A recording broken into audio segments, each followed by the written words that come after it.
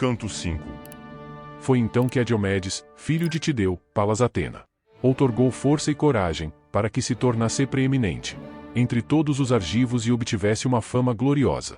Fez-lhe arder do elmo e do escudo uma chama indefectível, como o astro na época das ceifas que pelo brilho sobressai. Entre os outros, depois de ter se banhado no oceano, foi uma chama destas que ela lhe acendeu na cabeça e nos ombros, e enviou-o para o meio da refrega, onde se juntava o maior número de combatentes. Havia entre os troianos um certo Dares, homem rico e irrepreensível, sacerdote de Hefesto. Tinha 2 filhos, Feseu e Ideu, conhecedores de toda espécie de combate. Estes, separando-se dos outros, investiram contra Diomedes. Eles seguiam montados no carro, mas ele avançava a pé. E quando já estavam perto, aproximando-se uns dos outros, foi Feseu o primeiro a arremessar a lança de longa sombra. Por cima do ombro esquerdo do Tidida voou a ponta da lança, sem o atingir. Em seguida lançou-se contra ele com seu bronze. O Tidida, e não foi em vão que o dardo lhe fugiu da mão, pois acertou-lhe no peito, entre os mamilos, atirando-o do carro. E Deus saltou para trás, deixando o lindíssimo carro, sem ousar colocar-se de plantão para proteger o cadáver do irmão. Não teria aliás escapado à escuridão do destino se Hefesto não o tivesse protegido, escondendo-o nas trevas, para que, de todo o sacerdote idoso não fosse acometido pela dor. Os cavalos é que o magnânimo filho de Tideu arrebatou, dando-os aos companheiros para levarem até as côncavas naus. Quando os magnânimos troianos viram os filhos de Dares, um em fuga, e o outro chacinado ao lado do carro, desanimou-se o coração de todos. Porém Atena, de olhos esverdeados, pegou na mão de Ares furioso e assim lhe dirigiu a palavra. Ares, Ares flagelo dos mortais, sanguinário derrubador de muralhas. E se deixássemos agora os troianos e os aqueus combatendo, seja deles qual for a quem Zeus Pai quer conceder a glória, pela nossa parte cedamos, evitando deste modo a ira de Zeus. Assim dizendo, conduziu Ares furioso para longe da batalha. Sentou-o na ribeira arenosa do rio Escamandro, enquanto os dânaos punham em fuga os troianos. Cada um dos comandantes matou um homem. Primeiro Agamenon, soberano dos homens, atirou do seu carro o possante Ódio, o chefe dos Alizonas. Nele, o primeiro a fugir, acertou com a lança nas costas, no meio dos ombros, empurrando-a até sair pelo peito. Tombou com um estrondo e sobre ele ressoaram as armas. Em seguida Idomeneu matou Festo, filho de Boro, o Moeonil, que viera de Tarna de férteis sulcos. Atingiu o famoso lanceiro Idomeneu com a sua grande lança, quando subia para o carro, no ombro direito. Caiu do carro e tomou a escuridão detestável. Despiram-no das suas armas os escudeiros de Idomeneu. E Escamandrio, filho de Estrófio, arguto na caça, foi morto pela lança pontiaguda do Atrida Menelau. Ele, o excelente caçador, a própria Ártemis lhe ensinara a matar todas as criaturas que nas montanhas nutrem as florestas.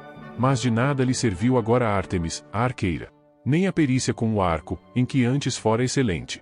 Mas o Atrida Menelau, famoso lanceiro, acertou-lhe com a lança nas costas enquanto fugia, no meio dos ombros, empurrando-a até sair pelo peito. Tombou de cara no chão e sobre ele ressoaram as armas. E Meríones matou Féreclo, filho de Tecton, filho de Armon, cujas mãos sabiam fabricar toda espécie de espantoso artefato, é que muito o tinha estimado Palas Atena. Fora ele quem construíra para Alexandre as naus iniciadoras dos males, que para todos os troianos criaram a desgraça, assim como para ele próprio, visto que desconhecia os oráculos dos deuses. Perseguiu Meríones, quando o apanhou, trespassou-lhe a nádega direita.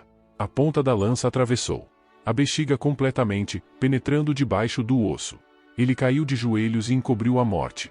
E Meges matou Pedeu, filho de Antenor, filho ilegítimo, embora o tivesse criado a divina Teano, de forma igual aos queridos filhos, para agradar ao marido. Dele se aproximou o filho de Fileu, famoso lanceiro, atingindo-o com a lança afiada no nervo do pescoço. E o bronze cortou por completo a língua debaixo dos dentes. Tombou no pó e seus dentes morderam a frieza do bronze.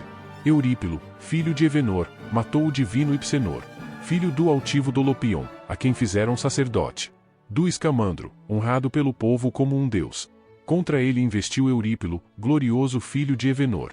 Quando fugia à sua frente e a meio da corrida lhe desferiu um golpe no ombro com a espada, decepando-lhe o braço pesado. O braço caiu ensanguentado por terra, e sobre os seus olhos caíram a morte purpúrea e o destino ingente. Assim se esforçavam eles na labutação da refrega. Quanto ao Tidida, não perceberias a que lado pertencia. se era com os troianos a sua camaradagem, ou com os aqueus. É que ele irrompia pela planície, semelhante ao rio no auge da torrente invernosa, cujo caudal arrasta os diques. Não o contém as barreiras dos diques, nem os muros. Das viçosas vinhas contém o rio que se precipita. De repente, quando impele a chuva de Zeus, ficando assim destruídas muitas e belas obras dos homens. Deste modo pelo Tidida eram desbaratadas as falanges dos troianos, não lhe resistiam, apesar de serem em número maior. Quando porém o avistou o glorioso filho de Licaon, irrompendo pela planície e desbaratando as falanges, depressa retesou contra o Tidida o seu arco recurvo, e disparou com pontaria certeira contra o ombro direito. No topo da couraça, atravessou-a a seta amarga, penetrando por completo. A couraça ficou salpicada de sangue. Por cima dele gritou alto o glorioso filho de Licaon: Levantez-vous, magnanimo troiano, chicoteador de cavalo. Foi atingido o melhor dos aqueus, e não julgo que ele aguente por muito tempo a flecha poderosa, se na verdade me incitou o soberano filho de Zeus, quando parti da Lícia. Assim falou, ufanoso, mas ao outro não subjugou a seta veloz, mas recuou e posicionou-se junto dos cavalos e do carro, e dirigiu a palavra a Estênelo, filho de Capaneu: Levanta-te, valoroso filho de Capaneu, e desce do carro, para me arrancares do ombro a seta amarga. Assim falou, e Estênelo saltou do carro para o chão. Em pé, a seu lado, arrancou do ombro a seta veloz, mas através da túnica flexível jaculou o sangue. Então fez uma prece Diomedes, excelente em auxílio: Escuta, ó Atritona, filha de Zeus detentor da égide. Se alguma vez ao lado de meu pai te posicionaste, benévola, na furiosa refrega, do mesmo modo sê-me agora favorável. Concede-me que mate aquele homem, que ele entre no raio da minha lança, ele que antes me feriu, declarando que eu não veria por muito tempo a luz brilhante do sol. Assim falou, rezando, e ouviu o Palas Atena, tornando-lhe os membros mais leves os pés e as mãos. Postando-se junto dele, dirigiu-lhe palavras aladas: Tem coragem, ó Diomedes, e luta contra os troianos. No teu peito eu coloquei a força de teu pai, a força inquebrantável que tinha Tideu, cavaleiro portador de escudo. E tirei da frente dos teus olhos a bruma que lá pairava, para que conheças bem quem é Deus e quem é homem. Por isso, se vier ao teu encontro algum deus para te testar, não combatas de modo algum contra os outros deuses imortais, a não ser que Afrodite, filha de Zeus, entre na refrega, a ela poderás ferir com o bronze afiado. Tendo assim falado, partiu Atena de olhos esverdeados. O Tidida voltou de novo a imiscuir-se entre os combatentes da frente, e embora antes estivesse desejoso de combater os troianos, agora sentia 3 vezes mais força, como o leão, ao qual no campo o pastor feriu, quando saltou por cima da vedação do curral das ovelhas, mas não venceu. Avivou-lhe antes a força, mas em seguida não lhe faz frente. Metendo-se dentro dos estábulos, o rebanho aterrorizado, e empilhadas ficam as ovelhas, umas ao lado das outras. Porém o leão salta na sua fúria para fora do curral. Assim no meio dos troianos se imiscuía o possante Diomedes. Foi então que matou Astino e Hipiron, pastor do povo. A um atingiu por cima do mamilo com a lança de bronze à ponta. Ao outro desferiu com a espada possante um golpe no ombro, decepando-lhe o ombro do pescoço e das costas. Deixou-os onde estavam e pôs-se a perseguir Abante e Poliído, filhos de Euridamante, idoso intérprete de sonhos. Porém não regressaram, para o ancião lhes interpretar os sonhos. Ambos foram mortos pelo possante Diomedes. Depois lançou-se contra Xanto e Tom, filhos de Fênops, ambos bem amados. Ao pai oprimia a dolorosa velhice, e não gerou outro filho a quem deixar os seus haveres. Ali os matou Diomedes, privando-os a ambos da vida amada, deixando ao pai deles o pranto e o luto doloroso, uma vez que não permaneceram vivos para que o pai os recebesse no seu regresso, pelo que outros familiares dividiram a fortuna. Depois atirou-se aos 2 filhos de Príamo, filho de Dárdano, que seguiam no mesmo carro, Equemon e Crômio, tal como o leão que salta no meio dos bois e parte o pescoço de uma vitela ou de uma vaca a pastarem na verdura silvestre. Assim a ambos lançou do carro o filho de Tideu, a revelia deles, e de modo humilhante, despindo-os depois das suas armas. E aos companheiros deu os cavalos para levarem para as naus. No entanto avistou Enéas desbaratando as fileiras de homens. Caminhou por entre a refrega e pelo arremesso de lanças, à procura do divino Pândaro, a ver se o encontrava. Encontrou o possante e irrepreensível filho de Licaon, e falando-lhe cara a cara lhe disse estas palavras: Pândaro, onde estão o teu arco, as setas aladas, e a tua fama? Nisso não há aqui homem que contigo rivalize. Nem há lício que afirme ser melhor arqueiro que tu. Mas dispara agora uma seta contra aquele homem, elevando as mãos. A Zeus, seja ele quem for que assim prevalece e tantos males. Prática contra os troianos, pois a muitos já deslaçou os joelhos. Se é que não é um deus irado contra os troianos, encolerizado. Por causa de sacrifícios. Pesada é a cólera de um deus. A ele deu resposta o glorioso filho de Licaon. Enéas, conselheiro dos troianos vestidos de bronze. É ao fogoso Tidida quem tudo o assemelho. Reconhecendo-o pelo escudo, pelo penacho do elmo. E observando os seus cavalos. Não sei ao certo se é um deus. Mas se ele é o homem que digo, o fogoso filho de Tideu. Não é sem a ajuda de um deus que assim tresvaria, mas tem perto. Um dos deuses imortais, com os ombros envoltos em nuvens. Que desviou dele a seta veloz quando o atingiu. Pois já contra ele disparei uma seta e acertei-lhe no ombro direito, atravessando-lhe por completo a couraça. E pensava eu que o lançaria no Hades. Contudo, não o subjuguei. Na verdade é um deus irado. Além de que não tenho cavalos nem carro em que pudesse montar. Embora no palácio de Licaon estejam 11 belos carros, novos em folha, recém-construídos, cobertos de panos. E junto de cada um está a respectiva parelha de cavalos. Mastigando a branca cevada e a espelta. Muitas coisas me recomendou o velho lanceiro Licaon. No palácio bem construído, quando para cá vim, mandou-me vir montado com cavalos e carros, para liderar os troianos nos fortes combates. Mas não lhe obedeci, muito mais proveitoso teria sido. Querendo poupar os cavalos, não lhes fosse faltar alimento no meio desta multidão de homens, habituados a comer quanto queriam. Por isso os deixei, e vim para Ilion sem montaria, confiante no meu arco. Mas não parece que me sirva de grande coisa. Pois ainda agora disparei contra 2 comandantes. Contra o Tidida e contra o Atrida, e a ambos o meu disparo causou, de certo, o derrame de sangue. Mas o que fiz foi incitá-los ainda mais. Desafortunadamente tirei do prego o arco recurvo no dia em que vim para a agradável Ilion como comandante dos troianos, para fazer um favor ao divino Heitor. Mas se eu regressar a casa e vir com os olhos a minha pátria, a minha esposa e o meu alto palácio, que logo outro homem me corte a cabeça, se eu não quebro este arco com as mãos e o atiro ao fogo, pois para mim não tem mais utilidade que o vento. Respondeu-lhe então Enéas, comandante dos troianos. Não fales assim. As coisas não mudarão de feição. Até que nós 2 com carro e cavalos enfrentemos aquele homem e o ponhamos à prova nas armas. Mas agora sobe tu para o meu carro, para que vejas como são os cavalos de Troz, que pela planície sabem correr com rapidez, seja em perseguição ou em debandada. Ambos nos levarão a salvo para a cidade, se de novo Zeus outorgar a glória a Diomedes, filho de Tideu. Mas pega tu agora no chicote e nas rédeas reluzentes. Serei eu a desmontar do carro para combater. Ou então enfrenta-o tu, e eu ocupar-me-ei dos cavalos. A ele deu resposta o glorioso filho de Licaon. Enéas, segura tuas rédeas e conduz os teus cavalos. Puxarão melhor o carro recurvo com o condutor habitual. Se der o caso de termos de fugir do filho de Tideu, que eles não se descontrolem, espantados, recusando-se a levar-nos para longe da guerra, por sentirem falta da tua voz, pelo que contra nós se lançaria o magnânimo filho de Tideu, e nos mataria, levando depois os cavalos de casco não fendido. Se tu próprio a conduzir o teu carro e os teus cavalos, e eu responderei à investida dele com a lança pontiaguda. Assim dizendo, subiram para o carro adornado, e contra o Tidida conduziram com afinco os cavalos velozes. Viu-os Estênelo, glorioso filho de Capaneu, e logo disse ao Tidida palavras aladas. Tidida Diomedes, que encantas o meu coração. Vejo 2 homens possantes avançando para te combater, ambos dotados de força desmesurada. Um deles é bom arqueiro, Pândaro, que declara além do mais ser filho de Licaon. O outro é Enéas, que do irrepreensível Anquises declara ser filho, ele que tem como mãe a deusa Afrodite.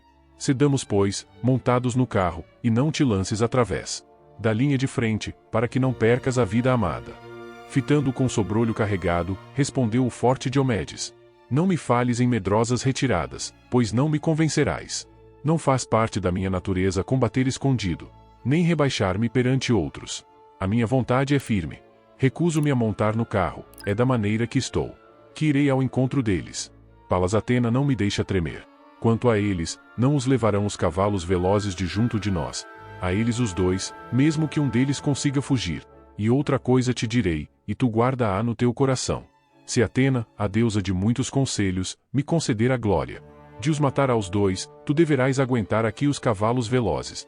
atando as rédeas ao rebordo do carro, e lançate. Em seguida aos cavalos de Enéas, e conduz as montarias. De junto dos troianos para os aqueus de belas Cnêmides. Pois eles são da raça dos que atroz Deus e os que vê ao longe. Como recompensa pelo filho, Ganimedes, porquanto eram eles os melhores de todos os cavalos debaixo da aurora e do sol. Desta raça furtou descendência Anquises, senhor dos homens, deixando cobrir as suas éguas sem que Laomedonte se apercebesse. Destas éguas nasceram-lhe no palácio 6 poldros. Ficou ele com 4 deles, para criar nas manjedouras. Mas ofereceu 2 a Enéas, congeminador de debandadas.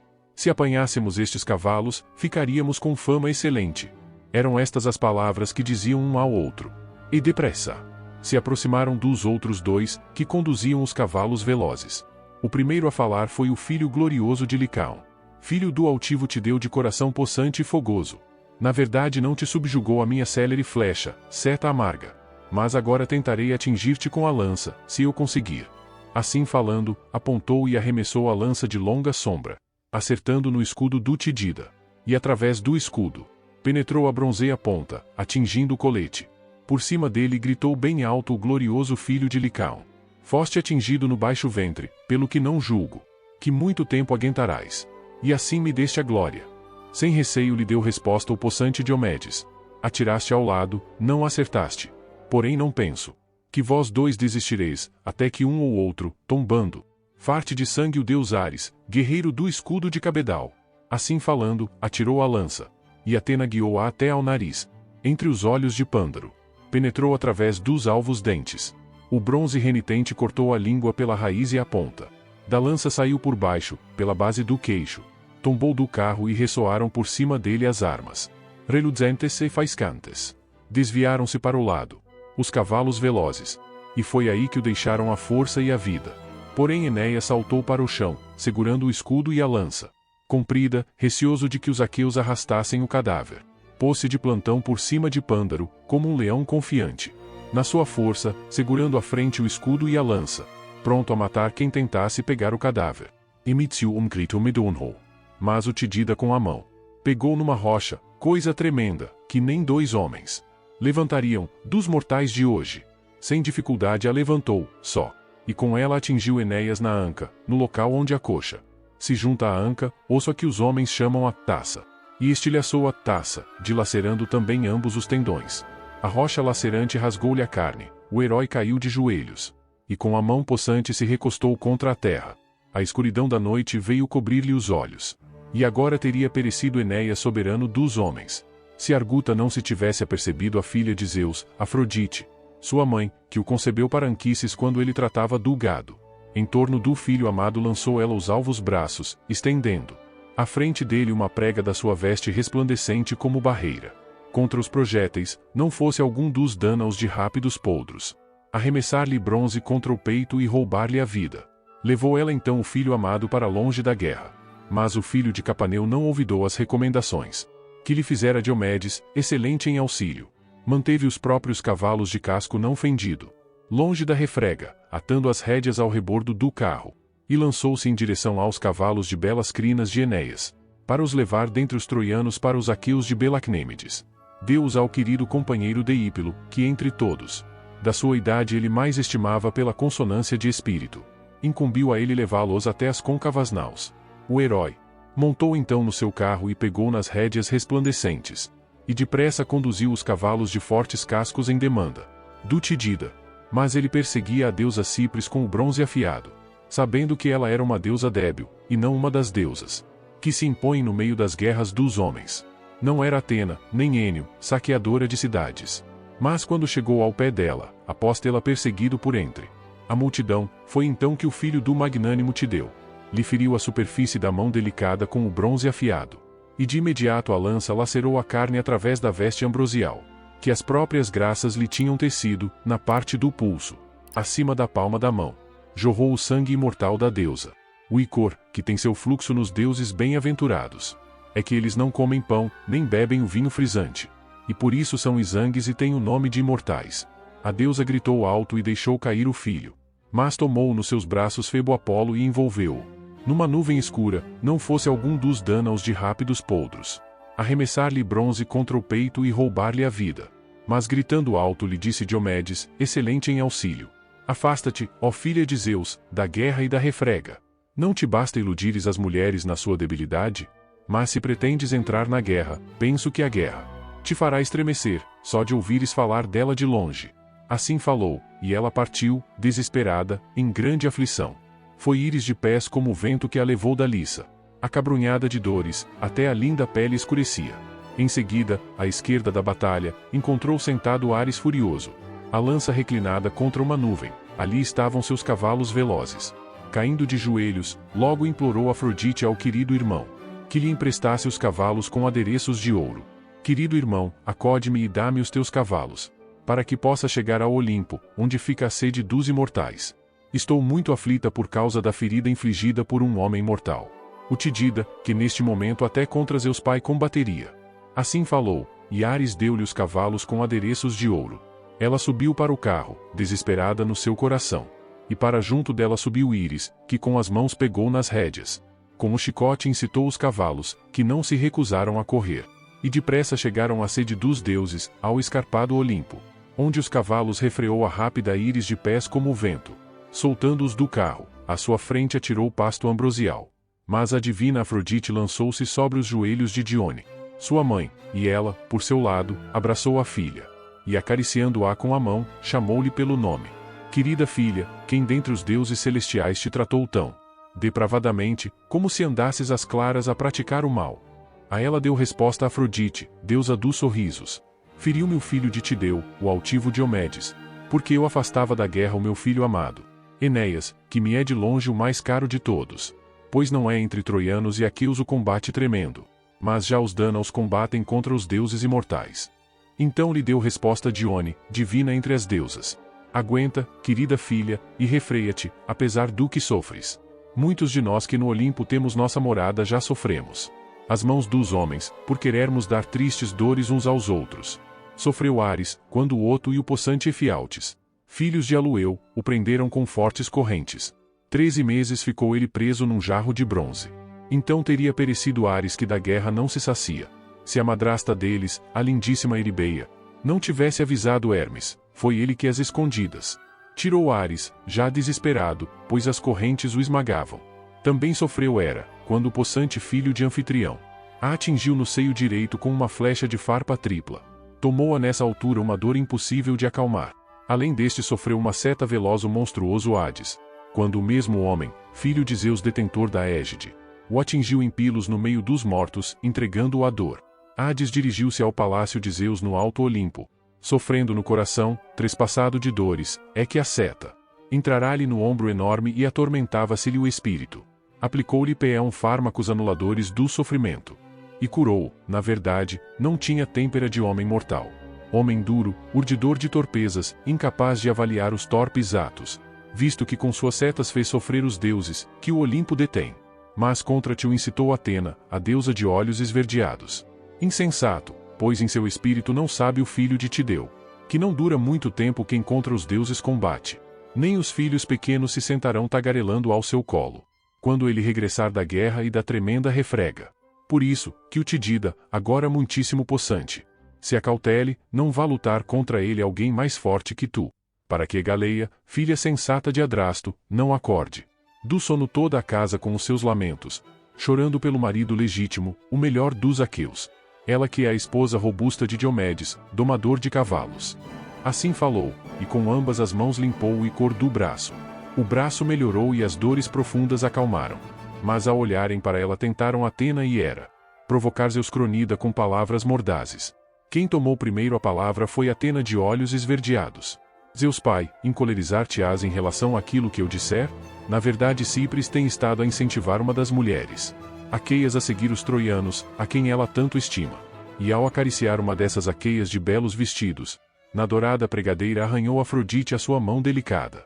Assim falou. Sorriu o pai dos homens e dos deuses, e chamando a dourada Afrodite assim lhe disse: a ti, querida filha, não te são dados os esforços guerreiros. Ocupa-te antes com os esforços do desejo no casamento. Que estas coisas digam respeito ao célere Ares e a Atena. Enquanto deste modo diziam estas coisas entre si, contra Enéas investiu Diomedes, excelente em auxílio, embora soubesse que ele estava nos braços de Apolo. Mas nem perante o grande Deus sentia reverência, sempre. Desejoso de matar Enéas para o despir das belas armas. 3 vezes se lançou com vontade de o matar. E 3 vezes o repeliu Apolo com o escudo reluzente. Mas quando pela 4ª vez se lançou como um deus, com um grito terrível lhe falou Apolo, que age de longe. Pensa, ó Tídida, etc. Não queiras pensar coisas iguais. As que pensam os deuses, pois não é a mesma raça dos deuses imortais e a dos homens que caminham sobre a terra. Assim falou, e o Tídida afastou-se um pouco para trás, para evitar a cólera de Apolo que acerta ao longe. E para longe da refrega foi Enéas levado por Apolo, para a sacra Pérgamo, onde lhe fora construído o templo. Foi aí que Leto e Ártemis, a arqueira, o curaram, e glorificaram no grande santuário. Porém Apolo do arco de prata formou um fantasma, igual ao próprio Enéas e armado do mesmo modo. E em redor do fantasma os troianos e divinos aqueus golpearam as fivelas de cabedal em torno dos peitos, uns dos outros, os escudos redondos e os couros franjados. Então a Ares furioso dirigiu a palavra a Febo Apolo. Ares, Ares flagelo dos mortais, sanguinário derrubador de muralhas. Entrando tu próprio na refrega não quererás de lá tirar este homem. O Tídida, que neste momento até contra Zeus pai combateria. Cipres feriu ele primeiro de perto no pulso do braço, e depois lançou-se contra mim mesmo, igual a um deus. Assim falando, sentou-se na maior elevação de Pérgamo. Ao passo que Ares maligno entrou pelas fileiras dos troianos, semelhante ao célere Acamante, condutor dos Trácios, e aos filhos de Príamo, criados por Zeus, assim clamou. Ó filhos de Príamo, rei criado por Zeus, até quando permitireis que a hoste seja chacinada pelos aqueus? Quando estiverem combatendo junto aos portões bem construídos, jaz um homem que honrávamos como Heitor divino, Enéas, filho do magnânimo Anquises. Salvemos do estrupido o valente companheiro. Assim dizendo, incitou a força e a coragem de cada um. Foi então que Sarpedon repreendeu Heitor divino. Heitor, onde está a força que tinhas antigamente? Afirmavas que sem hostes nem aliados defenderias. Sozinho a cidade, com teus irmãos e cunhados. Pois agora nenhum desses consigo ver nem descortinar, mas amedrontam-se como cães receosos de um leão. Nós é que estamos lutando, nós que somos os aliados. Na verdade, embora aliado, para cá vim de muito longe. Pois longe é Alícia, junto dos torvelinhos do Xanto, onde deixei a esposa amada e meu filho ainda pequeno, e muitos haveres, os quais cobiça quem deles está privado. Todavia incito os lícios e pela minha parte estou desejoso de lutar contra um homem, embora aqui não possua eu nada, que os aqueus pudessem carregar ou levar para longe. Mas tu estás aí parado, nem ordenas às outras hostes que se detenham para proteger as suas mulheres, como que tomados pela trama de um fio inelutável. Oxalá não vos torneis espólio e presa de homens inimigos, esses que depressa destruiriam a vossa cidade bem habitada. É a ti que cabe velar por tudo isto de dia e de noite, suplicando aos comandantes dos famigerados aliados, que jamais arredem pé, para evitares uma forte censura. Assim falou Sarpedon, e as palavras morderam o espírito de Heitor, e logo do seu carro saltou armado para o chão. Brandindo 2 lanças afiadas, percorreu todo o exército, incitando ao combate, e levantou o fragor tremendo da refrega. Reagruparam-se as tropas e posicionaram-se defronte dos aqueus. Mas os argivos, cerrados, não desarmaram nem se acovardaram. Tal como o vento dispersa o joio nas eiras sagradas de homens peneireiros, na altura em que a loira Deméter separa o trigo do joio entre rajadas de vento, e os montes de joio se embranquecem, assim os aqueus se embranqueciam por causa da nuvem de pó, que no seu meio, o percutir das patas dos cavalos fazia subir até ao céu de bronze. Ao juntarem-se de novo na contenda, os aurigas viravam os cavalos. Levaram em frente a força das mãos, porém com a noite escondeu Ares furioso o combate para favorecer os troianos, lancando-se por toda a parte. E assim obedeceu aos comandos de Febo Apolo, deus da espada de ouro, que o incumbira de acordar o espírito dos troianos, quando observou Palas Atena retirando-se, pois era ela que prestava auxílio aos dânaos. E o próprio Apolo levou Enéas para fora do seu rico santuário, e lançou força no coração do pastor do povo. Postou-se então Enéas no meio dos companheiros, que se alegraram ao verem-no vivo, incólume e detentor de força valente. Mas sobre nada o interrogaram, não o permitia outro esforço, que o deus do arco de prata levantava. Com Ares, flagelo dos mortais, e a discórdia, sempre furibunda. Por seu lado os 2 ajantes e Ulisses e Diomedes incitavam os dânaos a combater, e eles próprios Não se amedrontaram com a violência e as investidas dos troianos, mas permaneceram como o nevoeiro que o Cronida, quando não há vento, faz estacar nos píncaros das montanhas. Imóvel, quando dorme a força do Bóreas e dos outros ventos furiosos, que as nuvens sombrias dispersam por todo o lado com rajadas estridentes. Assim estacaram os Dânaos sem medo dos troianos. E o Atrida percorreu a hoste, dando muitas ordens. Amigos, sede homens e assenhoreai-vos de vosso coração aguerrido. Tende vergonha uns dos outros nos potentes combates. A maior parte dos homens com vergonha não morre, mas salva-se. Porém dos que fogem não vem renome nem vantagem. Falou e depressa arremessou a lança, atingiu um varão dianteiro, companheiro do magnânimo Enéas, Deicoonte, filho de Pérgaso, a quem os troianos honravam como aos filhos de Príamo, porque se prestava rápido ao combate entre os dianteiros. Foi ele que o poderoso Agamemnon atingiu no escudo com sua lança. Mas o escudo não deteve a lança, que atravessou o bronze, penetrando através do cinturão no baixo ventre. Tombou com um estrondo e sobre ele ressoaram as armas. Então Enéas abateu 2 campeadores excelentes dos Dânaos, os filhos de Díocles, Créton e Orcíloco, cujo pai vivia nas bem fundadas feras, homem rico em sustento, da raça do rio Alfeu, que flui na sua amplidão através da terra dos Pílios, e que gerou Orcíloco para ser soberano de muitos homens. Orcíloco gerou o magnânimo Díocles, e de Díocles nasceram filhos gêmeos, Créton e Orcíloco, bons conhecedores de toda a espécie de combate. Quando ambos chegaram à idade viril, seguiram com os argivos nas escuras naus para Ílion de belos cavalos, no intuito de conseguirem honra para os Atridas, Agamemnon e Menelau. Mas a ambos naquela terra cobriu o termo da morte, tal como 2 leões nos píncaros das montanhas. São alimentados pela mãe nas brenhas da funda floresta, e ambos arrebatam vacas e robustas ovelhas, dando cabo dos cercados dos homens, até que eles próprios são abatidos às mãos dos homens com o bronze afiado. Assim foram estes 2 subjugados pelas mãos de Enéas, e tombaram como se fossem altos pinheiros. Mas ao tombarem, dele se compadeceu Menelau, dileto de Ares. Atravessou as filas dianteiras armado de bronze cintilante, brandindo a lança, e Ares incitou-lhe a força com esta intenção, para que fosse subjugado pelas mãos de Enéas. Viu Antíloco, filho do magnânimo Nestor, e atravessou as filas dianteiras, pois receava pelo pastor do povo não fosse sofrer algo, anulando-lhes o seu esforço totalmente. Ambos tinham os braços e as lanças pontiagudas, estendidos um contra o outro, desejosos de combater. Mas muito perto se postou Antíloco do pastor do povo. Enéas não permaneceu, rápido guerreiro embora fosse, quando viu os 2 homens juntos um do outro. Porém eles, tendo arrastado os mortos para a hoste dos aqueus, atiraram os desgraçados para os braços dos companheiros, voltando eles próprios para pelejar entre os dianteiros. Foi então que ambos abateram Pilêmenes, igual de Ares, comandante dos magnânimos escudeiros paflagonios. Feriu em riste o Atrida, o famoso lanceiro Menelau, com a lança, acertando-lhe na clavícula. E Antíloco atirou contra Midon, seu escudeiro e Auriga, valente filho de Atínio, que virava os cavalos de casco não fendido, acertando-lhe no cotovelo com uma pedra. Das mãos lhe caíram na poeira as rédeas, brancas como marfim. Lançou-se então Antíloco e enterrou-lhe a espada na fronte. Do carro bem construído caiu de cabeça, arfante, na poeira em cima da testa e dos ombros. Muito tempo ali ficou, pois calhara cair em areia funda, até que com seus coices os cavalos o derrubaram. Chicoteou-os Antíloco e conduziu-os para a hoste dos aqueus. Viu-os Heitor por entre as fileiras e investiu contra eles. Critandel. Com ele seguiram as falanges dos troianos. Vigorosas. Conduziu os Ares e a soberana Ênio, ela que traz o tumulto ignominioso da chacina. E Ares segurava nas mãos uma lança monstruosa, deslocando-se ora à frente, ora atrás, de Heitor. Ao vê-lo estremeceu Diomedes, excelente em auxílio, tal como o homem que atravessa uma grande planície, estaca desamparado ante o curso impetuoso do rio a fluir para o mar, e recua ao ver o rio fervilhando de espuma. Assim naquele momento recuou Tidida, falando a hoste.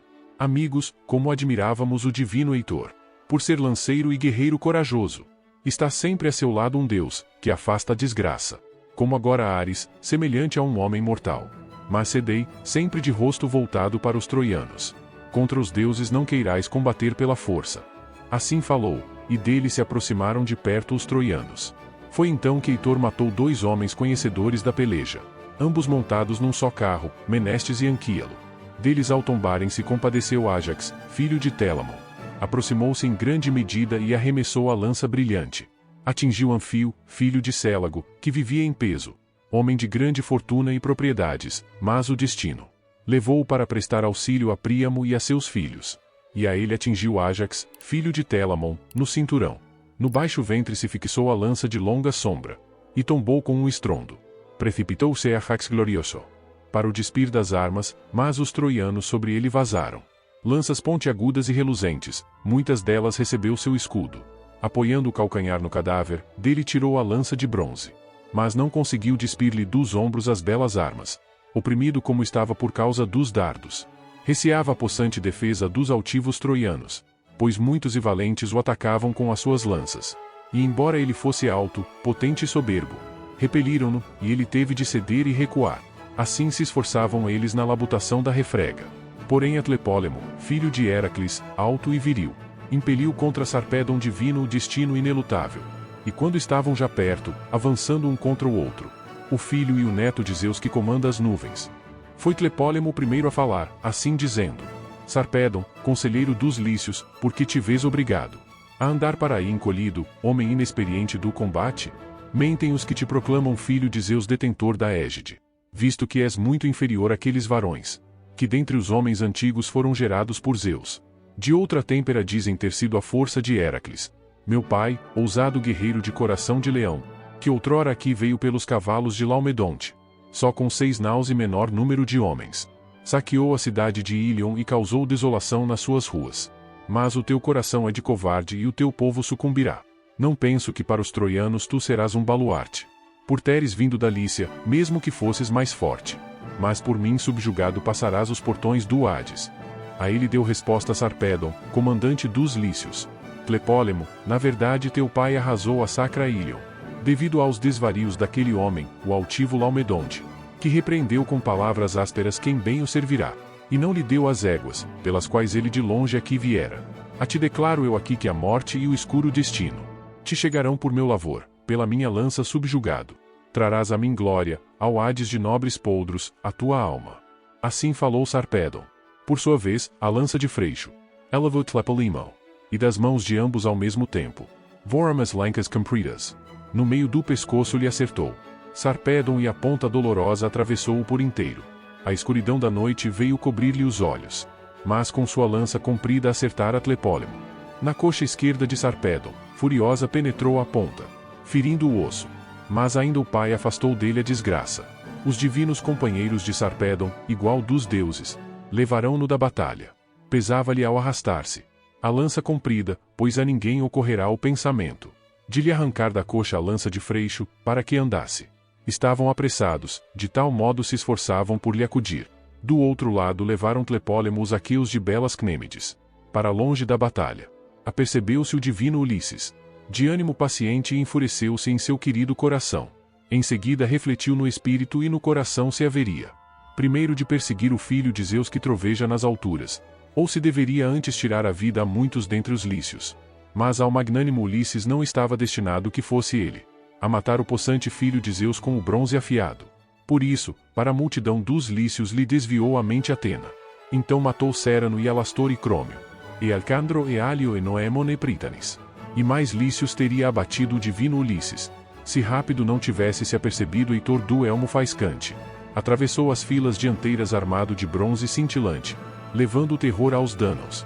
Alegrou-se com a sua vinda Sarpedon, filho de Zeus, e dirigiu-lhe uma palavra comovente: Filho de Príamo, não me deixes aqui jazente como presa para os Dânaos, mas acode-me, que depois me abandone a vida na vossa cidade, visto que já não deverei regressar para casa e a minha querida pátria, para alegrar minha esposa amada e meu filho pequeno.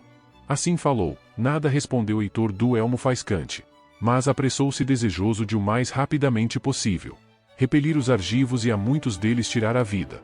Seus divinos companheiros sentaram Sarpedon, igual dos deuses, debaixo de um lindíssimo carvalho de Zeus detentor da égide, e da sua coxa extraiu a lança de Freixo. O possante Pélagon, que era seu querido companheiro, perdeu os sentidos e uma névoa se derramou sobre os seus olhos. Mas depois voltou a si e o sopro do Bóreas o reanimou, ele que deploravelmente expirara a vida, porém sob o ímpeto de Ares e de Heitor equipado de bronze. Os argivos nem volviam em direção às escuras naus, nem mantinham a posição no combate, mas iam recuando. Cada vez mais, assim que ouviram estar Ares entre os troianos. A quem mataram então primeiro, a quem em último lugar?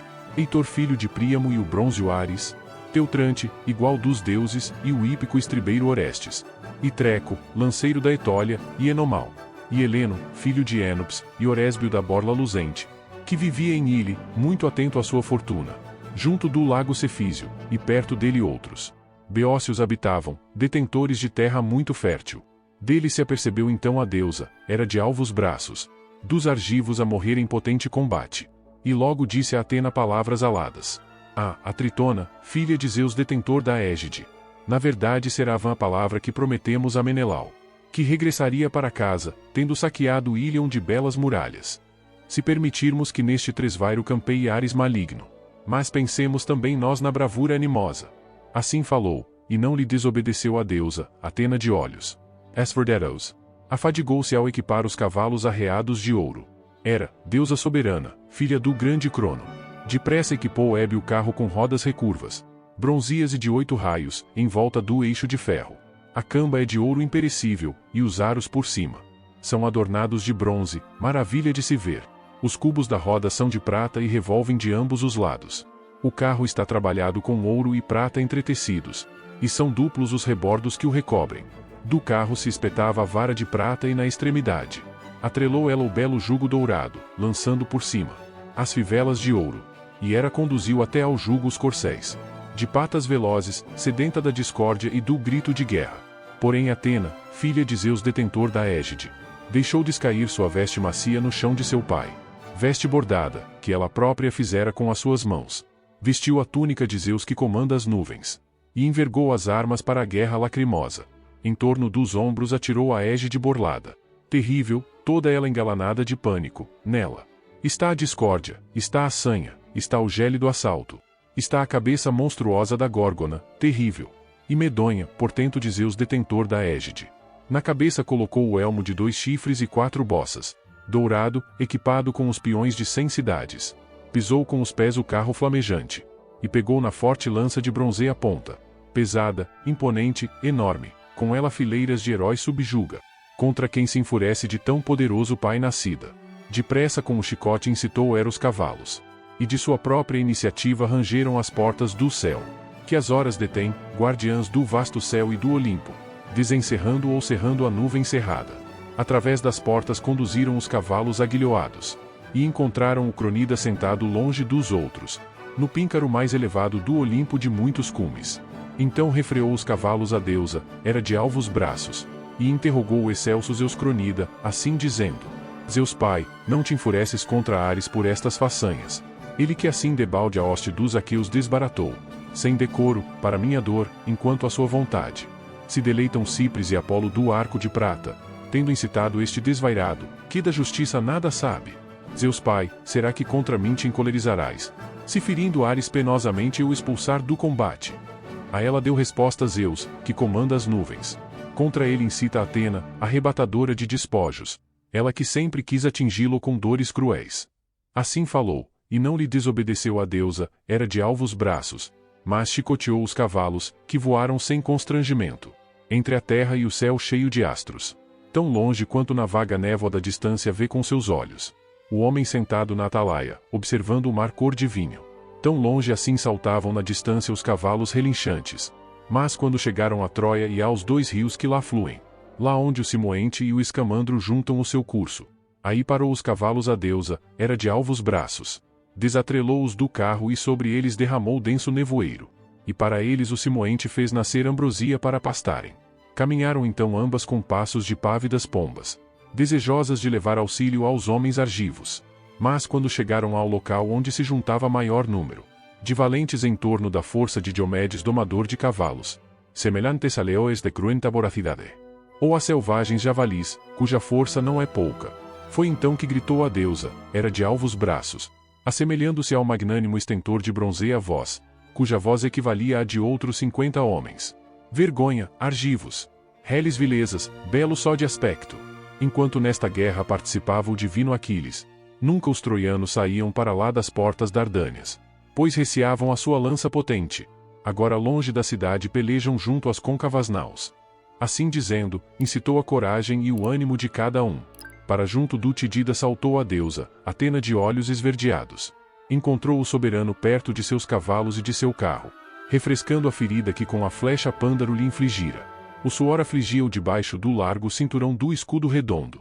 Por isso se afligia e se lhe afadigava o braço, levantando o cinturão para limpar o negro sangue. Mas a deusa agarrou o jugo dos cavalos e disse: pouco parecido contigo foi o filho que gerou Tideu. Tideu não era de pequena estatura, mas um guerreiro. Pois mesmo quando eu o proibia de combater, e exibir a sua potência, quando privado de aqueus, foi a Tebas, para o meio dos cádmios, como mensageiro. Ordenara-lhe eu que jantasse tranquilo no palácio. Mas ele com seu ânimo valente, como sempre fora, desafiou os mancebos dos cádmios e facilmente os venceu a todos, tão próxima estava eu da sua pessoa. Quanto a ti, estou ao teu lado e protejo-te. Com afinco te ordeno a combater os troianos. Mas ou a fadiga de muitas lutas te entrou no corpo, ou então te domina o desânimo temeroso, pelo que de Tideu não és filho, do fogoso filho de Eneu. Respondendo-lhe assim falou o possante Diomedes: reconheço-te, ó deusa, filha de Zeus detentor da égide. Por isso de bom grado te falarei sem nada esconder. Não é o desânimo temeroso que me domina, nem outro receio, mas ainda estou lembrado das ordens por ti impostas. Não me permitiste combater frente a frente contra os outros deuses imortais, mas se a filha de Zeus, Afrodite, entrasse na liça, a ela deveria eu ferir com o bronze afiado. Foi por isso que agora cedi eu próprio, e aos demais argivos ordenei que todos aqui se congregassem, pois reconheço que está Ares a dominar a batalha. A ele respondeu a deusa, Atena de olhos esverdeados: Tidida Diomedes, que encantas o meu coração, não receies tu Ares por esse motivo, nem outro. Dos imortais, a tal ponto sou eu tua auxiliadora. Mas contra Ares conduz primeiro os cavalos de casco não fendido. Fere-o de perto e não receies Ares furioso que aqui desvaira. Esse forjado flagelo, todas as coisas para todos os homens. Ele que antes falou comigo e com era como se fosse combater contra os troianos e ajudar os argivos. Mas agora está no meio dos troianos, esquecido de tudo isto.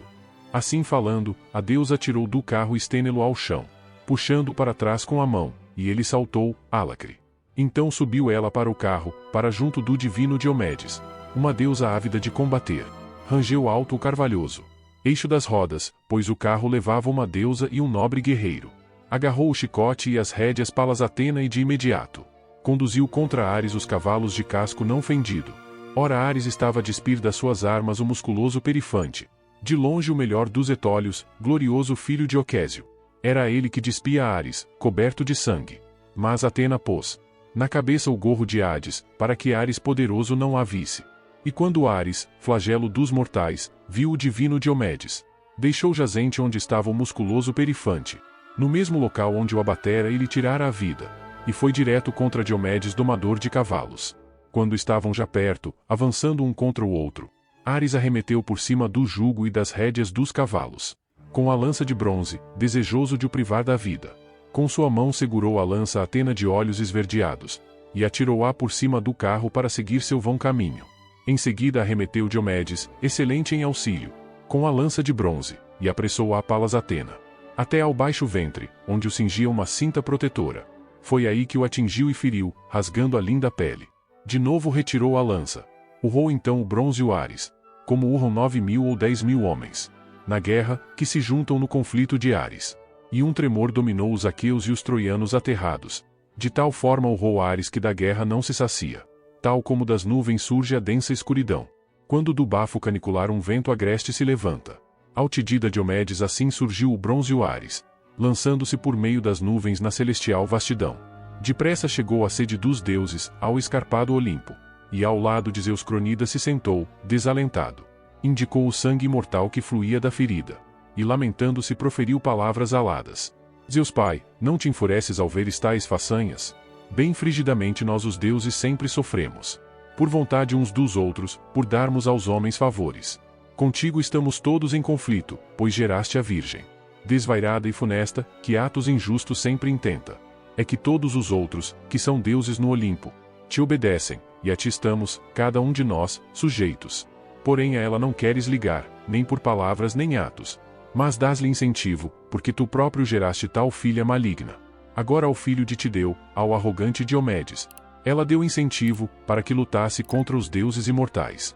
Foi Cipres que ele feriu primeiro, no pulso da mão, e depois contra mim arremeteu como se fosse um deus. Mas levaram-me para longe meus céleres pés, senão teria ali padecido sofrimentos no meio dos cadáveres repulsivos, ou então teria de viver privado de força, golpeado pelo bronze. Fitando-o de sobrolho carregado disse Zeus que comanda as nuvens. Tu que és todas as coisas para todos os homens, não te lamentes. Aqui sentado, dos deuses do Olimpo és para mim o mais odioso. Sempre te são gratos os conflitos, as guerras e as lutas. Tens o feitio insuportável e inflexível da tua mãe, de Hera, ela a quem mal consigo subjugar pelas palavras. Penso que é por causa dela que agora sofres estas coisas. Mas não permitirei mais que estejas com dores, pois és meu filho e foi para mim que tua mãe te deu à luz. Se tivesses nascido de outro Deus, com teu feitio pernicioso, estarias a muito mais rebaixado que os filhos do firmamento. Assim falou, e deu ordem a Peão para que o curasse. Aplicou-lhe Peão fármacos anuladores do sofrimento. E curou, na verdade, não tinha têmpera de homem mortal. Tal como o suco de um figo torna espesso o alvo leite, antes líquido, que coalha rapidamente ao ser mexido. Assim depressa ele curou Ares furioso. Hebe deu-lhe banho e vestiu-o com vestes graciosas.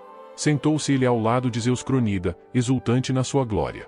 De volta para o palácio do grande Zeus regressaram Hera, a Argiva, e Atena, a Alcalcomeneia. Elas que de Ares, flagelo dos mortais, pararam a matança. Canto 6. Só a troianos e aqueus competiu o fragor tremendo da refrega. E muitas vezes de um lado e do outro graçou a luta na planície, enquanto arremetiam uns contra os outros com as bronzias lanças, no terreno entre as correntes do Simoente e do Xanto. Foi Ájax, filho de Telamon, baluarte dos aqueus, o primeiro a romper uma falange troiana, trazendo luz aos companheiros. Atingiu um homem que era o mais nobre dentre os trácios, o filho de Eusoro, o alto e possante Acamante. Primeiro desferiu-lhe um golpe no elmo com crinas de cavalo, e pela testa adentro lhe empurrou a lança, além do osso. Foi a ponta de bronze e a escuridão cobriu-lhe os olhos. Então Diomedes, excelente em auxílio, abateu Axilo, filho de Teutrante, que habitava a bem construída Arisbe. Homem rico em sustento, estimado por todos os homens. A todos dera hospitalidade, pois vivia perto da estrada. Mas naquele momento nenhum desses afastou a triste desgraça. Em combate contra os inimigos, mas a ambos privou da vida.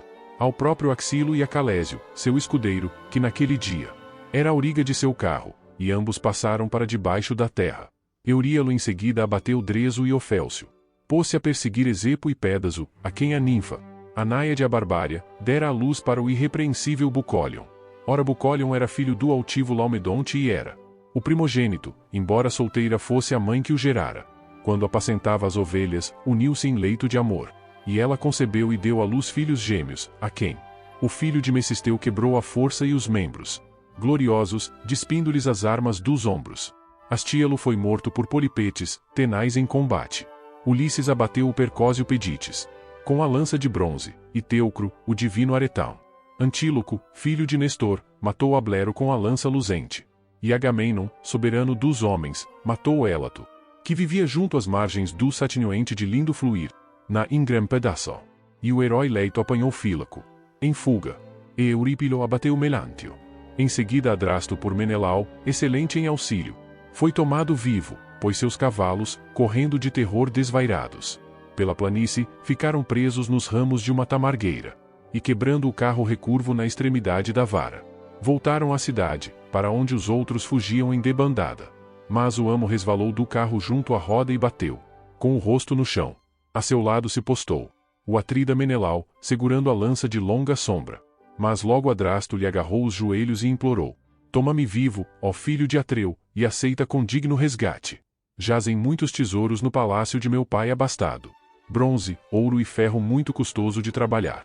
Destes tesouros te agraciará meu pai com incontáveis riquezas, se souber que fui tomado vivo junto às naus dos aqueus. Assim falou, no peito do outro lhe convencia o coração. E Menelau estava prestes a dá-lo ao escudeiro, para o levar para junto das naus velozes dos aqueus. Mas Agamemnon correu para junto dele e dirigiu-lhe uma palavra de censura. Menelau Emelacidel, porque deste modo te compadeces de homens. Será que em tua casa recebeste dos troianos Neighbors favors? Que nenhum deles fuja da íngreme desgraça. As nossas mãos, nem mesmo o rapaz que se encontre ainda no ventre da mãe. Que nem ele nos escape, mas que de Ilion sejam todos de uma vez eliminados, sem rastro nem lamento. Assim dizendo, o herói virou as intenções do irmão, pois falava na medida justa. Então Menelau afastou com a mão o herói Adrasto, a quem o poderoso Agamemnon desferiu um golpe no flanco. Caiu para trás. E o Atrida pôs-lhe o calcanhar no peito e arrancou a lança de freixo. Foi então que Nestor gritou bem alto, assim dizendo aos argivos: Amigos, heróis dos Dânaos e escudeiros de Ares, que ninguém fique para trás, ávido de despojos, para que maiores quantidades possa levar para as naus. Mas chacinemos homens. Depois, já tranquilos, podereis despir das armas os cadáveres que jazem na planície. Assim dizendo, incitou a força e coragem de cada um. Então teriam de novo os troianos pelos bélicos aqueus sido empurrados para Ilion, subjugados pela sua fraqueza. Se de Enéas e de Heitor não tivesse Heleno se aproximado. Heleno, filho de Príamo, o melhor de todos os álgures. Enéas e Heitor, visto que sobre vós sobretudo pesa o esforço de troianos e lícios, porque sois os melhores em toda a iniciativa, assim como na luta e no conselho. Permanecei onde estais, percorrei a hoste e mantende-la dos portões afastada, antes que nos braços das mulheres caiam os fugitivos, assim alegrando os inimigos. Porém, após ter desincitado todas as falanges, combatamos contra os Dânaos, aqui permanecendo, ainda que nos sintamos fatigados. A necessidade nos oprime. Heitor, vai tu agora para a cidade e fala à mãe, que é tua e minha, diz-lhe para reunir as anciãs no templo de Atena de olhos esverdeados na Acrópole. Depois de abrir com a chave as portas da casa sagrada, a veste que lhe parecera mais bela e mais ampla das que tem em casa e que a ela própria fora mais grata, que depõe essa veste nos joelhos de Atena de belos cabelos, jurando que lhe sacrificará no templo 12 vitelas com 1 ano, inexperientes do acicate, na esperança de que se compadeça da cidade, das mulheres e filhos pequenos dos troianos, na esperança de que afaste da sagrada Ilion o Tidida, feroz lanceiro e possante congeminador de debandadas, que eu afirmo ter se tornado o mais forte dos aqueus. Nem jamais assim receamos Aquiles, condutor de homens, que dizem ter nascido de uma deusa. Mas este homem, em excesso desvaira, e ninguém o iguala pela força. Assim falou, e Heitor não desobedeceu ao irmão. E logo do seu carro saltou armado para o chão. Brandindo 2 lanças afiadas, percorreu todo o exército, incitando ao combate, e levantou o fragor tremendo da refrega. Reagruparam-se as tropas e posicionaram-se defronte dos aqueus. Mas os argivos cederam e desistiram da matança. Pensavam que do céu cheio de astros descera um imortal, para prestar auxílio aos troianos, visto que assim reagiam.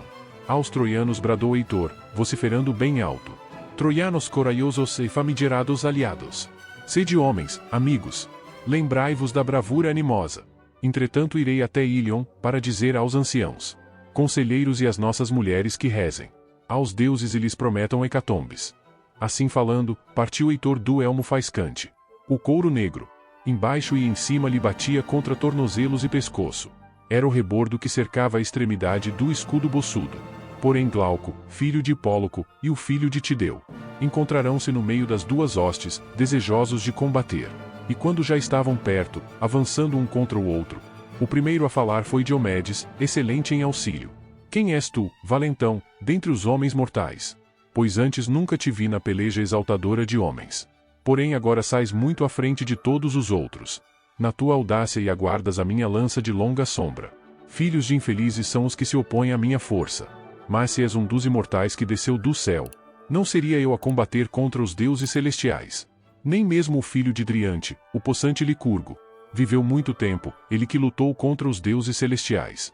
Foi ele que outrora escorraçou as amas do delirante Dioniso, da sagrada montanha de Nisa, e todas elas deixaram cair no chão as varas de condão, golpeadas pelo carniceiro Licurgo, com o acicate das vacas. Mas Dioniso fugiu espantado, e mergulhou nas ondas do mar, onde em seu regaço acolheu Tétis o amedrontado. Enorme era seu terror ante a ameaça do homem. Contra Licurgo se enfureceram os deuses que vivem sem dificuldade, e o filho de Crono cegou-o.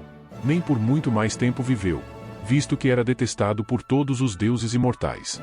Não seria eu a combater contra os deuses bem-aventurados. Mas se pertences aos homens, que comem o fruto da terra lavrada, aproxima-te, para que chegues mais rápido às amarras da morte. A ele deu resposta o glorioso filho de Hipóloco. Tidida magnânimo, por que queres saber da minha linhagem? Assim como a linhagem das folhas, assim é a dos homens. As folhas, atira-as o vento ao chão, mas a floresta no seu viço. Faz nascer outras, quando sobrevém a estação da primavera. Assim nasce uma geração de homens, e outra deixa de existir. Mas se quiseres, ouve também isto, para que fiques sabendo. Da minha linhagem, pois muitos varões a que a conhecem. Há uma cidade, Éfere, no centro de Argos apacentadora de cavalos. Foi lá que viveu Sísifo, que foi o mais ardiloso dos homens. Sísifo, filho de Éolo. Foi ele que gerou um filho, Glauco. E Glauco gerou o irrepreensível Belerofonte, a quem os deuses deram beleza e amorável virilidade. Mas contra ele planeou Proito no coração coisas malévolas. E afastou-o, porque era muito mais forte, da terra dos argivos. É que Zeus os fizera súditos do seu cetro. Ora com ele estava a esposa de Proito, a divina Anteia, louca para se deitar. Em oculto amor, mas de forma alguma logrou convencer quem albergava bons pensamentos, o fogoso Belerofonte. Ao rei Proito assim falou depois a mulher mentirosa. Morre tu, ó Proito, ou então mata Belerofonte, que comigo a minha revelia quis deitar-se em amor. Assim falou, e do soberano se apoderou a fúria, assim que tal ouviu. Absteve-se de o matar, pois disso sentia respeito no coração. Mandou-o para Alícia, e deu-lhe para levar sinais ominosos, escrevendo muitos e mortíferos numa tabuinha de aba dupla. Mandou que os mostrasse a seu sogro, para que ele o matasse. Deste modo foi ele para Alícia, sob irrepreensível escolta divina. Mas quando chegou a Alícia e ao curso do chanto, de bom grado o honrou o soberano da ampla Alícia. Durante 9 dias o honrou como hóspede e matou 9 bois. Mas quando ao 10º dia surgiu a aurora de róseos dedos, foi então que o interrogou e pediu para ver os sinais, que lhe teriam sido enviados da parte de Proito, seu genro. Porém quando recebeu o sinal maligno de seu genro, primeiro mandou matar a terrífica quimera. Ela é de raça divina, não pertence a dos homens. À frente tem forma de leão, atrás de dragão, no meio de cabra. Seu sopro é a fúria terrível do fogo ardente. Mas Belerofonte matou-a, obedecendo aos portentos dos deuses. Em segundo lugar, lutou contra os Sólimos gloriosos. Dizia ele ter sido aquela a maior batalha em que participará. Em terceiro lugar, abateu as Amazonas, iguais dos homens. Contra ele, enquanto regressava, teceu o rei outro espesso engano. Escolhendo os melhores varões da ampla Lícia, preparou uma emboscada. Mas estes nunca regressaram para casa, pois a todos eles matou o irrepreensível Belerofonte. Mas quando o rei reconheceu que ele era filho de um deus, reteve-o lá e deu-lhe sua filha em casamento. Deu-lhe ainda metade de toda a honra de seu reino. E os lícios demarcaram-lhe um domínio senhorial superior. A todos, terra de pomares e lavoura, para que nela habitasse. E ela deu à luz 3 filhos para o fogoso Belerofonte: Isandro e Hipóloco e Laudameia. Com Laudameia se deitou Zeus, o conselheiro. E ela deu à luz o divino Sarpédon, armado de bronze. Quando também Belerofonte foi odiado por todos os deuses, vagueou, só, pela planície de Aleia, devorando seu próprio coração e evitando as veredas humanas. Isandro, seu filho, por ares que da guerra não se sacia, foi morto, quando combatia contra os Sólimos gloriosos. Sua filha foi morta pela irada Ártemis das rédeas douradas. Quanto a Hipóloco, foi ele que me gerou. Afirmo ser seu filho. Mandou-me para Troia e muitas recomendações me fez. Que primasse pela valentia e fosse superior aos outros todos, para que não desonrasse a linhagem paterna, eles, que em Éfere e na ampla Lícia nasceram para ser os mais nobres. É desta linhagem, pois, e deste sangue que declaro descender. Assim falou, regozijou-se Diomedes, excelente em auxílio. Espetou a lança na terra provedora de dons. E com doces palavras se dirigiu ao pastor do povo. Na verdade, és antigo amigo da casa de meu pai. Outrora o divino Eneu recebeu o irrepreensível Belerofonte no seu palácio, onde o reteve durante 20 dias. E um ao outro ofereceram belos dons hospitaleiros. Eneu presenteou-o com um cinturão brilhante de púrpura. E Belerofonte deu-lhe uma taça dourada de asa dupla, a qual, quando para cá vim, eu deixei em minha casa. De Tideu não me lembro, visto que me deixou ainda pequeno, quando a hoste dos aqueus pereceu em Tebas. Por conseguinte, sou teu amigo e anfitrião em Argos. Tu és meu, na Lícia, se eu visitar a terra daquele povo. Evitemos pois a lança um do outro por entre esta multidão. Há muitos troianos e seus famigerados aliados para eu matar. Aquele que o Deus me proporcionar e que eu alcançar com os pés. E há muitos aqueus para tu matares, aquele que fores capaz. Mas troquemos agora as nossas armaduras, para que até estes Aqui saibam que amigos paternos declaramos ser um do outro. Depois que assim falaram, ambos saltaram dos carros. Apertaram as mãos e juraram ser fiéis amigos. Foi então que a Glauco tirou seus cronida o siso. Ele que trocou com o Tidida Diomedes armas de ouro, por armas de bronze, o valor de 100 bois pelo de 9. Quando Heitor chegou às portas Esqueias e à torre, em volta dele correram as esposas e filhas dos troianos, perguntando-lhe pelos filhos, pelos irmãos, pelos parentes e pelos maridos. Porém ele ordenou-lhes que rezassem aos deuses, a cada um deles. Mas sobre muitas delas pairavam desastres. Quando chegou ao lindíssimo palácio de Príamo, adornado com polidas colunatas, pois no palácio havia 50 aposentos de pedra polida, construídos uns perto dos outros, era lá que dormiam os filhos de Príamo, ao lado de suas esposas legítimas. Do outro lado, em frente, dentro do pátio, ficavam das filhas os 12 aposentos de pedra polida, construídos uns perto dos outros, era lá que dormiam os genros de Príamo, ao lado de suas esposas virtuosas. Veio ao seu encontro sua mãe generosa, trazendo Laódice, que das suas filhas primava pela beleza, e acariciando-o com a mão, chamou-lhe pelo nome. Filho, por que razão aqui vieste, deixando a guerra audaz? De certo te oprimem os malfadados filhos dos aqueus, combatendo em torno da cidadela, e impeliu-te teu espírito a vires aqui, para do cimo da cidade levantares a Zeus as tuas mãos. Mas fica até que eu te traga o vinho doce como mel, para que ofereças libações a Zeus Pai e aos outros imortais. Em primeiro lugar, depois também tu tirarás proveito, se beberes. Ao homem cansado o vinho aumenta grandemente a força. Como no teu caso, cansado como estás por defenderes os teus. A ela respondeu em seguida o alto Heitor do elmo faiscante. Não me tragas vinho doce como mel, ó excelsa mãe, para que não me quebrantes e me esqueça da força e da coragem. Envergonho-me de oferecer a Zeus o vinho frisante. Com mãos sujas, nem fica bem ao homem empastado. De sangue e sujeira rezar a Zeus da nuvem azul. Mas agora para o templo de Atena arrebatadora de despojos. Vai tu com oferendas, depois de teres reunido as anciãs. A veste que te parecer a mais bela e mais ampla, das que tens em casa e que a ti própria for a mais grata. Que deponhas essa veste nos joelhos de Atena de belos cabelos, jurando que lhe sacrificarás no templo 12 vitelas com 1 ano, inexperientes do acicate, na esperança de que se compadeça da cidade, das mulheres e filhos pequenos dos troianos, na esperança de que afaste da sagrada Ílion o Tidida, feroz lanceiro e possante congeminador de debandadas.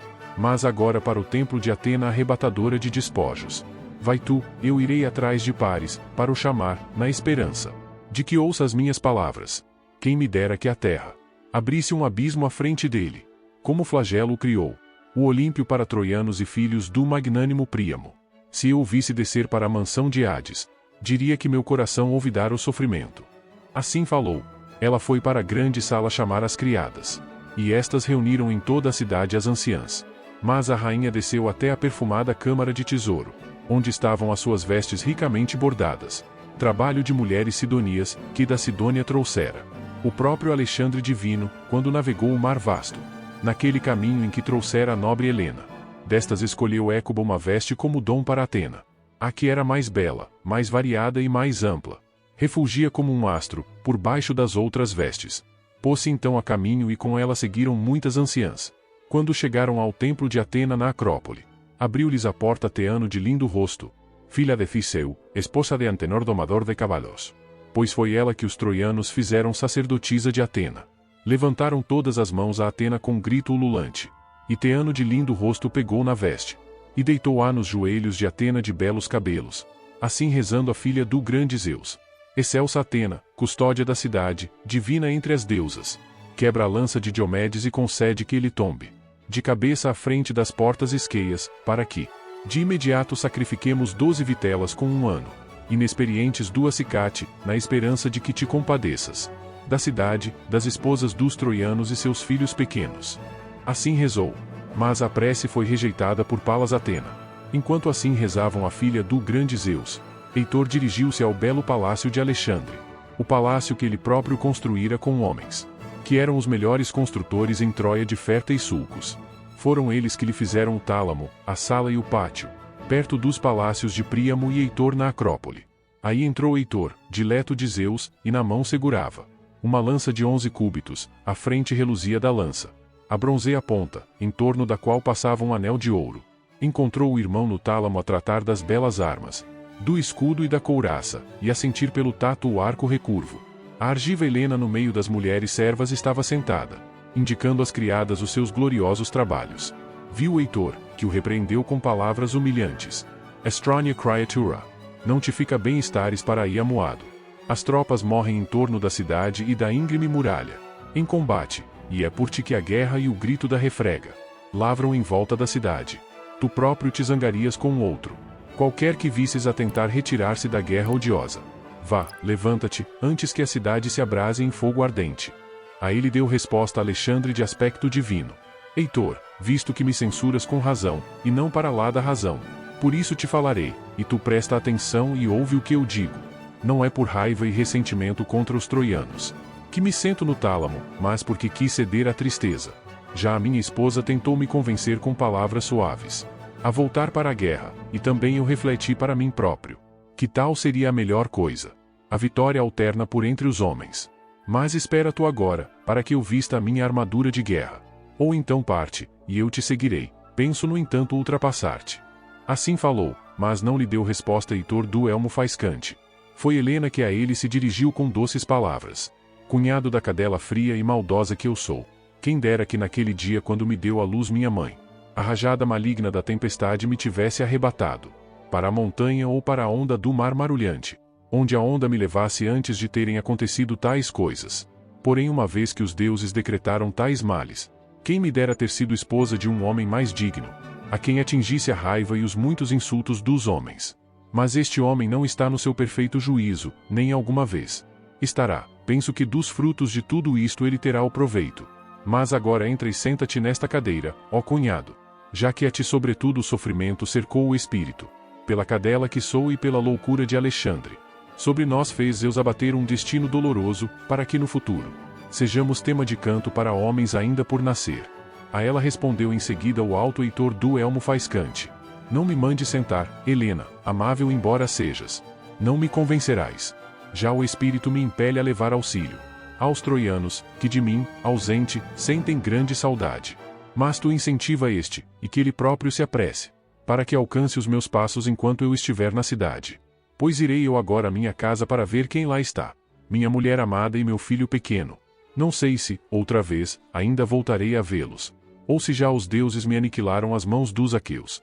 Assim falando, partiu Heitor do elmo faiscante, e depressa chegou ao seu palácio bem construído.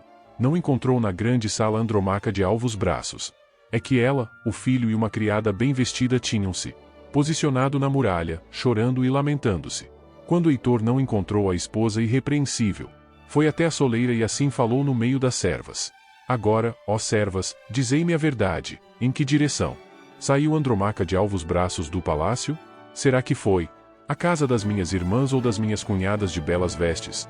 Ou terá ido ao templo de Atena, onde as outras troianas de belas trancas propiciam a dulce terrível? A ele deu resposta a atarefada governanta. Heitor, uma vez que ordenas que se diga a verdade, não foi à casa das tuas irmãs nem cunhadas de belas vestes, nem foi ao templo de Atena, onde as outras troianas de belas trancas propiciam a dulce terrível. Mas foi para a grande muralha de Ilion, porque ouviu dizer estarem os troianos acabrunhados, sendo grande a força dos aqueus.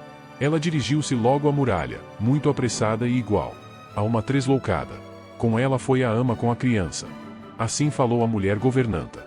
Heitor saiu às pressas de casa, e percorreu o mesmo caminho pelas ruas bem construídas. Quando, tendo atravessado a grande cidadela, chegou às portas esqueias, através das quais ia a sair para a planície. Eis que correu ao seu encontro a esposa generosa, Andromaca, filha do magnânimo Eécion. Eécion, que habitava sob a arborizada Placo, em Tebas e Poplácia, onde rege os cilícios. E era a sua filha que desposara Heitor armado de bronze. Ela veio ao seu encontro, e com ela vinha a criada, segurando ao colo o brando menino tão pequeno, filho amado de Heitor, semelhante a uma linda estrela, a quem Heitor chamava Escamandrio, embora os outros lhe chamassem Astyanax, pois só Heitor era baluarte de Ilion. Sorriu Heitor, olhando em silêncio para o seu filho. Mas Andromaca aproximou-se dele com lágrimas nos olhos, e, acariciando-o com a mão, chamou-lhe pelo nome. Homem maravilhoso, é a tua coragem que te matará. Nem te compadeces desta criança pequena nem de mim, desafortunada, que depressa serei a tua viúva. pois rapidamente todos os aqueus se lançarão contra ti. E te matarão. Mas para mim seria melhor descer para debaixo da terra, se de te ficar privada. Nunca para mim haverá outra consolação, quando tu encontrares o teu destino. Mas só sofrimentos. Já não tenho pai nem excelsa mãe. Meu pai foi morto pelo divino Aquiles, que arrasou a cidadela bem habitada dos Cilícios, Tebas de altos portões. Assassinou Ésion, porém não o despojou das armas, por respeito a seu espírito. Mas cremou o vestido com a rica armadura, e por cima fez um túmulo, ao redor plantaram umeiros. As ninfas da montanha, filhas de Zeus detentor da égide. Quanto aos 7 irmãos que eu tinha no palácio, todos eles num só dia desceram à mansão de Hades. Matou-os a todos o divino Aquiles de pés velozes, no meio do gado de passo cambaleante e das brancas ovelhas. E minha mãe, que foi rainha debaixo da arborizada Placo, para cá ele a trouxe com o resto dos despojos, mas depois libertou-a, tendo recebido incontável resgate. No palácio de seu pai foi abatida por Ártemis, a arqueira. Heitor, tu para mim és pai e excelsa mãe, és irmão. E és para mim o vigoroso companheiro do meu leito. Mas agora compadece-te e fica aqui na muralha, para não fazeres órfão o teu filho e viúva a tua mulher. Quanto a hoste, posiciona-a perto da Oliveira Brava, donde a cidade pode ser melhor escalada e a muralha está exposta ao assalto. Já 3 vezes naquele sítio os mais valentes experimentaram o assalto, na companhia dos 2 ajantes, do glorioso Idomeneu e dos Atridas e do valoroso filho de Tideu. Será porque um bom conhecedor de auspícios os avisou, ou porque o próprio espírito os incitou e impeliu a fazê-lo? A ela respondeu em seguida o alto Heitor do elmo faiscante. Todas essas coisas, mulher, me preocupam, mas muito eu me envergonharia dos troianos e das troianas de longos vestidos, se tal como um covarde me mantivesse longe da guerra. Nem meu coração tal consentiria, pois aprendi a ser sempre corajoso e a combater entre os dianteiros dos troianos, esforçando-me pelo grande renome de meu pai e pelo meu, pois isto eu bem sei no espírito e no coração. Virá o dia em que será destruída a sacra Ilion, assim como Príamo e o povo de Príamo da lança de Freixo. Mas não é tanto o sofrimento futuro dos troianos que me importa, nem da própria Écuba, nem do rei Príamo, nem dos meus irmãos, que muitos e valentes tombarão na poeira devido à violência de homens inimigos.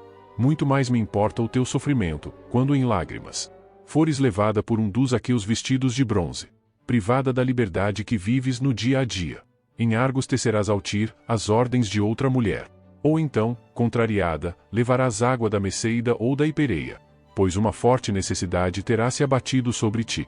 E alguém assim falará, ao ver as tuas lágrimas: esta é a mulher de Heitor, que dos troianos domadores de cavalos era o melhor guerreiro, quando se combatia em torno de Ilion. Assim falará alguém. E a ti sobrevirá outra vez uma dor renovada, pela falta que te fará um marido como eu para afastar a escravatura, mas que a terra amontoada em cima do meu cadáver me esconda, antes que ouça os teus gritos quando te arrastarem para o cativeiro. Assim falando, o glorioso Heitor foi para abraçar o seu filho, mas o menino voltou para o regaço da ama de bela cintura, gritando em voz alta, assarapantado pelo aspecto de seu pai amado, e assustado por causa do bronze e da crista de crinas de cavalo, que se agitava de modo medonho da parte de cima do elmo. Então se riram o pai amado e a excelsa mãe, e logo da cabeça tirou o elmo o glorioso Heitor, e deitou-o, todo ele coruscante, no chão da casa. Em seguida beijou e abraçou o seu filho amado, e a Zeus e aos outros deuses dirigiu esta oração: ó Zeus e demais deuses, concedei-me que este meu filho venha a ser como eu, o melhor entre os troianos, que seja tão ilustre pela força e que pela autoridade seja rei de Ilion. Que no futuro alguém diga: este é muito melhor que o pai, ao regressar da guerra. Que traga os despojos sangrentos do inimigo que matou e que exulte o coração da sua mãe. Assim dizendo, nos braços da esposa amada pôs o filho. Ela recebeu-o no colo perfumado, sorrindo por entre as lágrimas. Mas ao aperceber-se de como ela reagia, o marido sentiu pena. E acariciando-a com a mão, chamou-lhe pelo nome: mulher maravilhosa, não me entristeças demasiado o coração. Nenhum homem além do destino me precipitará no Hades. Porém digo-te, não existir homem algum que a morte tenha fugido. Nem o covarde, nem o valente, uma vez que tenha nascido. Agora volta para os teus aposentos e presta atenção aos teus lavores, ao Tir e à Roca, e ordena às tuas servas que façam os seus trabalhos. Pois a guerra é aos homens, todos que compete, quantos vivem em Ilion, a mim sobretudo. Assim falando, o glorioso Heitor pegou no elmo, com crinas de cavalo, Sua esposa amada regressou para casa, voltando-se muitas vezes para trás, em choro abundante. Em seguida chegou depressa à casa bem construída. De Heitor, matador de homens, lá dentro encontrou muitas servas e no meio de todas elas ergueu o lamento. Elas choravam Heitor, ainda vivo, na casa dele, pois pensavam que ele já não voltaria da guerra, tendo escapado à força e às mãos dos aqueus. Nem Paris se demorou em seu alto palácio, mas vestiu a gloriosa armadura, embutida de bronze, e apressou-se através da cidade, confiado nos rápidos pés, tal como quando o cavalo no estábulo se saciou. A manjedoura e, quebrando os arreios, corre a galope pela planície, desejoso de se banhar no rio de lindo fluir. Exultante, mantém a cabeça erguida, as crinas lhe esvoaçam nos ombros, e confiante na sua beleza, levam-no os ágeis joelhos para os lugares costumeiros e para as pastagens das éguas. Assim Paris, filho de Príamo, desceu da alta Pérgamo, resplandecente como o sol nas suas armas, e ria-se, enquanto o levavam os rápidos pés. Depois foi depressa, que ultrapassou o divino Heitor, seu irmão, quando este estava prestes a regressar do palácio onde estivera a namorar com a mulher. O primeiro a falar foi o divino Alexandre. Irmão, na verdade retive-te na tua pressa ao atrasar-me. Não cheguei na hora certa, como tinhas me ordenado. A ele deu resposta Heitor do Elmo Faiscante.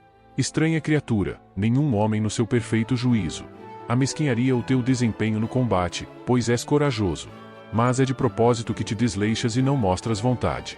E por isso sofro no meu coração, quando a teu respeito ouço injúrias da parte dos troianos, que por tua causa muito sofrem. Mas vamos, estas coisas resolveremos no futuro, se Zeus nos conceder colocar para os deuses a taça da salvação no palácio, após de Troia termos escorraçado os aqueus de belas Cnêmides.